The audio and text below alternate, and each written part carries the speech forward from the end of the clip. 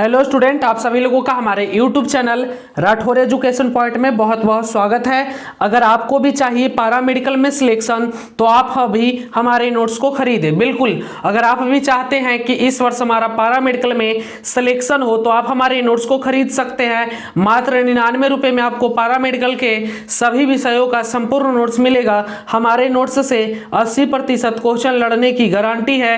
तो देर न करें, अभी नोट्स को परचेस करें, खरीदें। नोट्स खरीदने के लिए आप दिए गए नीचे नंबर पे कांटेक्ट कर सकते हैं, व्हाट्सएप करके आप लोग नोट्स ले सकते हैं। तो चलिए आज का क्लास शुरू करते हैं। आज का हमारा सेट 8 है। इसमें हम लोग 30 मोस्ट वीवीआई ऑब्जेक्टिव क्वेश्चन को करेंगे जो आपके एग्जाम के लिए काफी इंपॉर्टेंट है। तो चलिए जीके सामान्य ज्ञान का सीरीज शुरू करते हैं। जिनको नोट्स लेना रहेगा कॉन्टेक्ट नंबर दिया हुआ है। चलिए आगे बढ़ते हैं।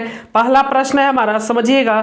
भारतीय संविधान ने भारतीय नागरिकों को कितने मौलिक अधिकार प्रदान किए हैं? बताइए, भारतीय संविधान ने भारतीय नागरिकों को कितने मौलिक अधिकार प्रदान किए हैं? 2, 4, 6, 8।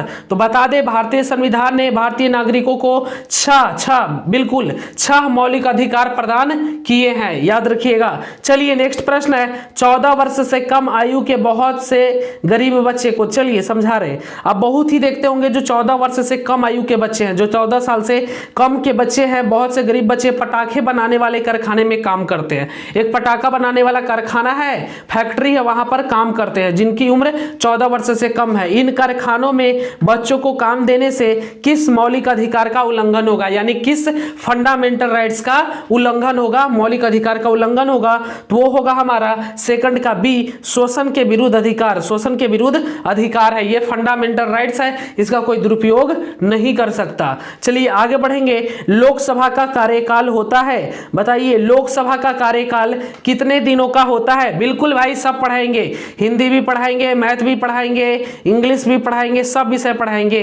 पहले जो पढ़ा रहे उसको आप लोग कंप्लीट करते जाइए, ठीक है। चलिए बताइए, लोकसभा का कार्यकाल है, लोकसभा का कार्यकाल कितने सालों का होता है? सही जवाब है 5 सालों का, है ना। लोकसभा का कार्यकाल होता है 5 वर्ष का।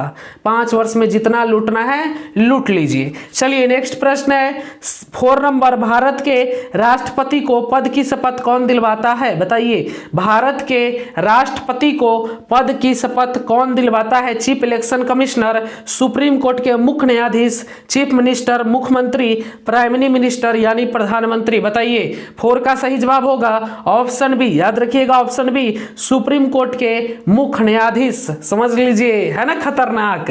भारत के राष्ट्रपति को पद की शपथ कौन दिलवाता है? सुप्रीम कोर्ट के मुख्य न्यायाधीश। और मुख्य न्यायाधीश की नियुक्ति कौन करता है? राष्ट्रपति। कमाल है। चलिए नेक्स्ट प्रश्न, बवाल है भाई, बवाल है। चलिए, नया नया साल है और नया नया धमाल है। चलिए, जनसंख्या के संदर्भ में भारत का विश्व में स्थान है। जनसंख्या के हिसाब से भारत विश्व का कौन सा देश है? बताइए, जल्दी से बता दो भाई। वक्त से लड़कर जो नसीब बदल दे, वक्त से लड़कर जो नसीब बदल दे, इंसान वही है जो अपनी तकदीर बदल दे। कल क्या होगा कभी मत सोचो, क्या पता कल वक्त खुद अपनी तस्वीर बदल दे, खुद अपनी तस्वीर बदल ले। चलिए, जनसंख्या के संदर्भ में भारत का विश्व में स्थान, सही जवाब दूसरा। पहला पर है चाइना, है ना, चाइना पहला पर है, दूसरा पर हमारा देश भारत है। 133 करोड़ की आबादी है भाई। चलिए, जनसंख्या नहीं बढ़ाइए, आगे बढ़िए। 6 नंबर प्रश्न है, पूंजीवादी अर्थव्यवस्था में, पूंजीवादी अर्थव्यवस्था आप लोग 10th में पढ़े होंगे, समाजवादी पूंजीवादी पढ़े होंगे, बट भूल जाते हैं ना, उतना याद कौन रखता है यार, हम भी याद नहीं रखते। चलिए, पूंजीवादी अर्थव्यवस्था में है, सही जवाब है इनमें से कोई भी अर्थव्यवस्था को नियंत्रित नहीं करता। समझिए, समझाते। पूंजीवादी अर्थव्यवस्था में राज आर्थिक मामलों में हस्तक्षेप करता है, वित्त मंत्री अर्थव्यवस्था को नियंत्रित करता है, बैंकों का अर्थव्यवस्था पर नहीं, बिल्कुल। पूंजीवादी में खुद मालिकाना हक जो होता है वो खुद के, प्राइवेटाइजेशन होता है, खुद के पास होता है, तो इसमें कोई भी हस्तक्षेप नहीं करेगा, यानी इनमें से कोई भी अर्थव्यवस्था को नियंत्रित नहीं करता है। पूंजीवादी में मालिकाना हक खुद के पास होता है। चलिए नेक्स्ट प्रश्न, पूंजीवादी अमेरिका है, अमेरिका में क्या है? पूंजीवादी। हमारा भारत पूंजीवादी नहीं है, हमारा भारत क्या है? भूल गए ये लो भूल गए, याद पड़ेगा तो बता देंगे, हम भूलते ज़्यादा हैं। चलिए आएगा तो याद बता देंगे। भारत में अधिकांश अदृश्य बेरोजगारी पाई जाती है, बताइए। भारत में अधिकांश अदृश्य बेरोजगारी पाई जाती है, कृषि में, उद्योग में, व्यापार में, यातायात में। तो सबसे ज़्यादा कृषि में पाया जाता है ना। सभी बेरोजगार लोग कहाँ लग जाते हैं? अपने पिताश्री के साथ उसी खेत में लग जाते हैं ना, यानी कृषि में लग जाते हैं। तो सबसे ज़्यादा बेरोजगारी हमारा कृषि में ही अदृश्य देखने को मिलते हैं, जिसे हम देख नहीं सकते। अदृश्य कहने का मतलब देख नहीं सकते हैं, बट अदृश्य बेरोजगारी कहाँ है? तो कृषि में बहुत सारे लोग लगे हुए हैं जो बेरोजगार हैं। चलिए नेक्स्ट प्रश्न है हमारा 8 नंबर, एकदम धमाल वाला प्रश्न है भाई, एकदम बवाल है, बवाल कहते ना, क्या बात है, एकदम बवाल है, बिल्कुल बवाल वाला प्रश्न है। निम्नलिखित फसलों में से कौन सी फसल नकदी फसल के रूप में जानी जाती है? नकदी फसल के रूप में जानी जाती है चावल, गेहूं, बाजरा, कपास। बताइए 8 का सही जवाब हो जाएगा कपास। याद रखिएगा, नकदी फसल के रूप में जाना जाता है कपास, कपास। चलिए नेक्स्ट प्रश्न है 9 नंबर, आर्थिक विकास के दृष्टिकोण से, प्रश्न को समझिए मेरे रसगुल्लो। आर्थिक विकास के दृष्टिकोण से भारत की गिनती होती है पिछड़े राष्ट्र के रूप में, विकसित राष्ट्र के रूप में, विकासशील राष्ट्र के रूप में, या अर्ध विकसित राष्ट्र के रूप में? बताइए। तो भारत का विकासशील, विकासशील राष्ट्र के रूप में, विकासशील, विकसित राष्ट्र के रूप में हो जाएगा हमारा अमेरिका, है ना। चलिए विकासशील राष्ट्र के रूप में भारत का क्या होता है? गिनती होता है विश्व में। चलिए नेक्स्ट प्रश्न है 10 नंबर, भारत बहुमूल्य में आयात है, आयात करता है। भारत बाहुल्य में आयात करता है जूट, एलपीजी, नमक, चाय। बताइए भारत सबसे ज्यादा क्या आयात करता है? तो एलपीजी। याद रखिएगा, एलपीजी आयात करता है, आयात मतलब लेता है ना, निर्यात मतलब देता है। चलिए नेक्स्ट प्रश्न है हमारा 11 नंबर, भारत में उपभोक्ता अधिनियम कब पारित किया गया? बहुत अच्छा प्रश्न, 10th क्लास में भी पढ़े होंगे। देखिए ज्यादातर प्रश्न आपके सोशल साइंस से ही पूछा जाता है और ये सब आप 10th क्लास में पढ़े होंगे, बट कहते हैं ना धीरे समय के अनुसार हम सब कुछ भूल जाते हैं ना। जैसे हम भी अपना पहला प्यार भूल गए, दूसरा प्यार भूल गए, अब तीसरा प्यार पता नहीं कब होगा। चलिए 11 नंबर, भारत में उपभोक्ता अधिनियम कब पारित किया गया? चलिए बताइए। मजाक कर रहे थे भाई, ये सब काम हम थोड़ी ना करते हैं, हम ईमानदार आदमी हैं। चलिए 11 नंबर, चलिए भाई 1986 ईस्वी में। याद रखिएगा, भारत में उपभोक्ता अधिनियम कब पारित किया गया? 1986 ईस्वी में उपभोक्ता अधिनियम पारित किया गया। चलिए नेक्स्ट प्रश्न है, सरदार सरोवर बांध किस नदी पर बनाया जा रहा है? क्या प्रश्न है, लाजवाब, एकदम बवाल प्रश्न है भाई, एकदम बवाल प्रश्न है। चलो बता दो, सरदार सरोवर बांध, सरदार सरोवर बांध किस नदी पर बनाया जा रहा है? बताओ ना, थोड़ा हम भी तो जाने, है ना, हम भी भूल गए हैं। चलो भाई क्या होगा? सरदार सरोवर बांध किस नदी पर बनाया जा रहा है? बेतवा, कावेरी, नर्मदा, साबरमती। वो भी क्या दिन थे यार, तुम्हें देखकर सारी यादें ताजा हो गई। तुम्हारे गले की खनक और पायल की छनक, पूरा मोहल्ला गूंज उठा था। दिल लगा भी लिया, इश्क कर भी लिया, चांदनी रात में हमने तारे गिना। है ना, बहुत अच्छा लगता है जुबिन भाई का गाना। चलिए नहीं बता रहे, हम बता देते, सही जवाब हो जाएगा नर्मदा। याद रखिएगा, जो सरदार सरोवर बांध किस नदी पर बनाया जा रहा है? नर्मदा नदी पर। याद रखिएगा, नर्मदा। चलिए नेक्स्ट प्रश्न है 13 नंबर, दादा साहेब फाल्के पुरस्कार किस क्षेत्र से संबंधित है? दादा साहेब फाल्के पुरस्कार किस क्षेत्र से संबंधित है? सशस्त्र सेनाएं, साहित्य, फिल्म, खेलकूद। बताइए दादा साहेब फाल्के पुरस्कार किस लिए दिया जाता है भाई? आप लोगों को मिला है? कभी नहीं मिला है, काम ही नहीं किया, अच्छा है ना। ये फिल्म के लिए दिया जाता है, फिल्म के लिए। दादा साहेब फाल्के पुरस्कार किस क्षेत्र से संबंधित है? तो फिल्म क्षेत्र से संबंधित है। कौन तो बता रहा है खेलकूद? नहीं, खेलकूद से नहीं है भैया। चलिए 14 नंबर प्रश्न है, किस राज्य में एलोरा की गुफाएं स्थित है? बताइए कौन से राज्य में, 4 राज्य स्टेट दिया गया है, कौन से राज्य में एलोरा की गुफाएं स्थित है? एलोरा की गुफाएं, मौका मिलेगा तो हम जरूर जाएंगे। कहाँ जाएंगे? एलोरा की गुफा देखने जाएंगे, है ना। आप लोगों को भी मौका मिले तो हमारे साथ चलिएगा। चलिए एलोरा की गुफाएं कहाँ है? महाराष्ट्र में। याद रखिएगा, महाराष्ट्र, महाराष्ट्र। चलिए नेक्स्ट, मजा आ रहा पढ़ने में? मजा आ रहा है तो कमेंट करके बताना, एकदम बिल्कुल मजा आ रहा है ना भाई। चलिए मेरे रसगुल्लो, मेरे पेड़े, चलो मेरे शेरनी शेरनी, शेर शेरनी, है ना। चलो, विंबलडन चैंपियनशिप किस खेल से संबंधित है? बहुत ही अच्छा प्रश्न आ गया, बता दो भाई क्या होगा, बता दो।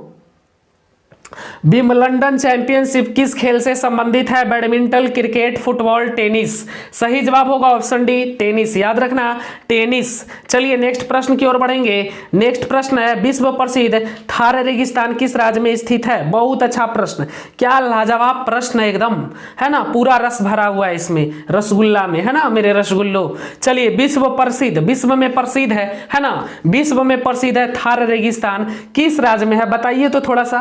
उत्तर प्रदेश, राजस्थान, बिहार, आंध्र प्रदेश। इतना पढ़ते तो बताते ना सर, इतना थोड़ी पढ़ते हैं ना। चलिए हम बता देते हैं राजस्थान में, राजस्थान में इसकी राजधानी है जयपुर, है ना, ये तो हम भी जानते थे, ये कौन बड़ा बात है सर। चलिए नेक्स्ट प्रश्न 17 नंबर है, भारतीय राष्ट्रीय पशु है, ये भी प्रश्न लाजवाब है ना, हमको याद था, सबको याद है। बताइए एग्जाम में आ सकता है, गाय, बाघ, हाथी, हिरन। बताइए भारत का राष्ट्रीय पशु पूछ रहा है, राष्ट्रीय पशु। बताइए 17 का सही जवाब ऑप्शन बी बाघ, बाघ यानी टाइगर, टाइगर। चलिए बाघ।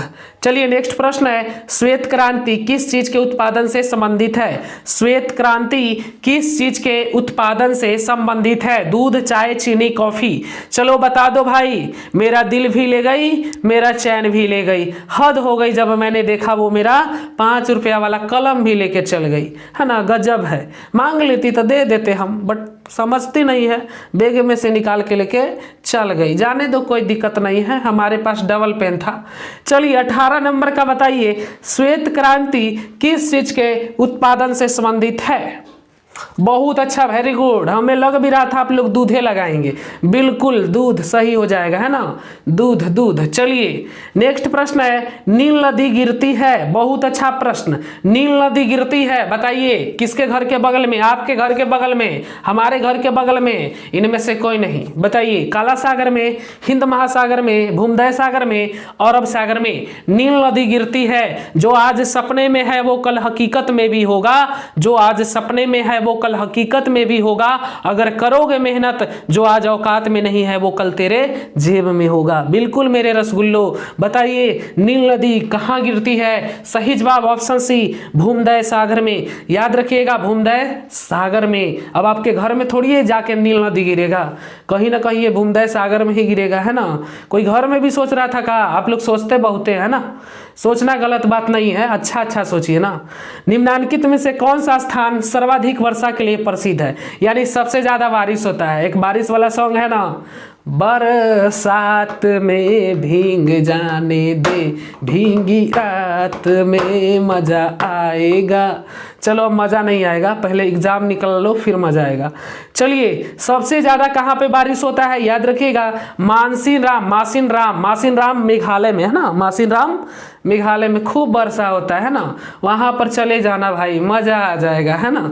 अब किनको जाना है जो समझ गए समझदार लोग, आप लोग तो इतना समझदार बचपन से ही है। चलिए 21 ज्ञानपीठ पुरस्कार किस लिए दिया जाता है? बताइए, ये भी प्रश्न अच्छा है, प्रश्न तो सब अच्छा है, ये कुछ ज्यादा ही अच्छा है। ज्ञानपीठ पुरस्कार किस लिए दिया जाता है? बताओ मेरे छेने रसगुल्लो, बताओ मेरे शेर शेरनियों। 21 ज्ञानपीठ पुरस्कार किस लिए दिया जाता है? सही जवाब साहित्य, याद रखिएगा साहित्य के क्षेत्र में दिया जाता है ना। चलिए नेक्स्ट प्रश्न है, भारत क्या है? क्या बात है, भारत क्या है? हम कहते भारत मौज मस्ती करने का एक देश है जहां पर हम मौज मस्ती करते हैं, नहीं भाई कुछ और ही करते हैं। भारत क्या है ये पूछ रहा है, समझिए भारत क्या है? एक गणराज्य है, एक संघराज्य है, एक धर्मनिरपेक्ष राज्य है, इनमें से सभी। तो सही जवाब हो जाएगा एक गणराज्य भी है, एक संघराज्य भी है, एक धर्मनिरपेक्ष राज्य भी है, यानी इनमें से सभी। इंग्लिश में बोलिए तो ऑल ऑफ दिज, है ना, सीबीएसई वाली लड़की बोलेगी ऑल ऑफ दिज, यानी बिल्कुल सही, इनमें से सभी। चलिए नेक्स्ट प्रश्न 23 अमर्त्य सेन को किस लिए नोबेल पुरस्कार दिया गया? चलिए कुछ कारण होगा तभी ना दिया गया भाई, हमको कोई नहीं दे रहा नोबेल पुरस्कार, तो कुछ तो गड़बड़ किया होगा। बताइए कौन गड़बड़ किया था? अमर्त्य सेन को किस लिए नोबेल पुरस्कार दिया गया? साहित्य, अर्थशास्त्र, चिकित्सा शास्त्र, रसायन शास्त्र, मतलब किस क्षेत्र में दिया गया बताइए। अब हमको थोड़ी कोई देगा नोबेल पुरस्कार, बताइए, कोई कांड तो ही करबे किया होगा। ये कांड किया था अर्थशास्त्र के क्षेत्र में, इकोनॉमिक्स के क्षेत्र में, है ना, कोई कांड किया होगा, इसलिए इनको नोबेल पुरस्कार मिला था। चलिए, बिना कांड किए कुछ नहीं मिलता भाई, कुछ ना कुछ कांड करना ही पड़ता है। अब आप कौन सा कांड करिएगा आप जानिए। चलिए, अच्छा कांड करिएगा। जमशेदजी टाटा ने क्या कहा, क्या किया, बताइए। जमशेदजी टाटा ने क्या किया? भारतीय उद्योग को प्रोत्साहित किया, एक राजनीतिक दल को नेतृत्व दिया, फिल्मों का निर्देशन किया, स्वाधीनता आंदोलन में योगदान दिया। बताइए, जमशेदजी टाटा ने क्या किया? बताइए भाई, आप सबको पता है भारतीय उद्योग को प्रोत्साहित किया, भारतीय उद्योग को प्रोत्साहित किया। चलिए, हज करने के लिए मुस्लिम कहाँ जाते हैं? क्या प्रश्न है ना भाई मेरे मुस्लिम भाई, हज करने के लिए कहाँ तुम लोग जाते हो बताओ थोड़ा, हम भी तो जाने। बेरूत, मक्का, तेहरान, काबुल जाते हैं मेरे मुसलमान भाई। कहाँ? मक्का में, है ना, खूब मजा आता है मक्का में। चलिए, मौका मिलेगा तो हम सब लोग साथ चलेंगे, है ना। चलिए, हज करने के लिए मुस्लिम कहाँ जाते हैं? मक्का में। चलिए, नेक्स्ट प्रश्न है, ओडिसी क्या है? ओडिसी क्या है? ओडिसी बताइए, ओडिसी क्या है? बताइए, ओडिसी क्या है? बताओ मेरे भाइयों, ओडिसी क्या है? ओडिसी क्या है? बताइए। डूब कर मेहनत करो अपने आज पर, कल जब उभरोगे सबसे अलग निखरोगे। तो बता दो मेरे भाई, क्या होगा?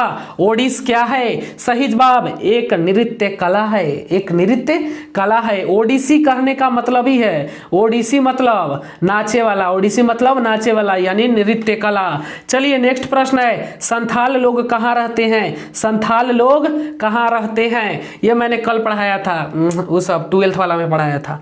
बताइए, झारखंड में रहता है, ठीक है, झारखंड में। संथाल लोग कहाँ रहते हैं? झारखंड में रहते हैं। चलिए, नेक्स्ट प्रश्न की ओर बढ़ेंगे। 28 है, विश्वनाथ आनंद क्या खेलते हैं? विश्वनाथ आनंद क्या खेलते हैं? बताओ मेरे भाइयों, विश्वनाथ आनंद क्या खेलते हैं? न चैन से जीने देगी, न चैन से मरने देगी, न चैन से जीने देगी, न चैन से मरने देगी, और चल ले चले तुम्हें तारों के शहर में, धरती पे ये दुनिया में प्यार न करने देगी। क्यों नहीं करने देगी भाई? शादी वादी कर लो, फिर जितना प्यार वगैरह करना है करते रहना, पर शादी कर लो, फिर किसी को कोई दिक्कत नहीं होगा, है ना।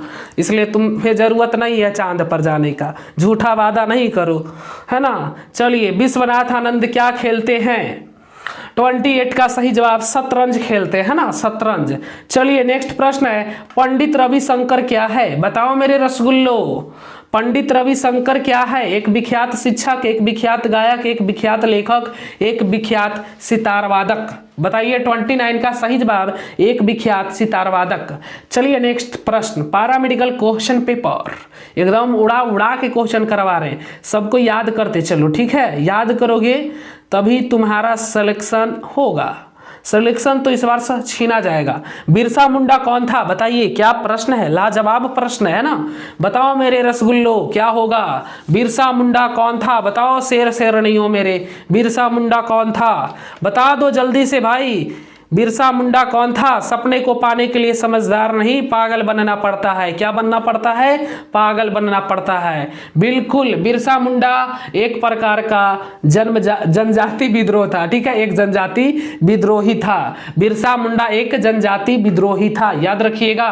तो चलिए, आज के क्लास को हम लोग यहीं पे समाप्त करने का प्रयास करते हैं, समाप्त भी करते हैं, ठीक है। तो हंसते रहिए, मुस्कुराते रहिए, आगे बढ़ते रहिए, और अगर नोट्स को नहीं लिए हैं तो मन की आवाज नहीं होगा। नोट्स को जल्दी से खरीदिए, कहीं देर न हो जाए, कहीं देर न हो जाए। जय हिंद, जय भारत, बाय।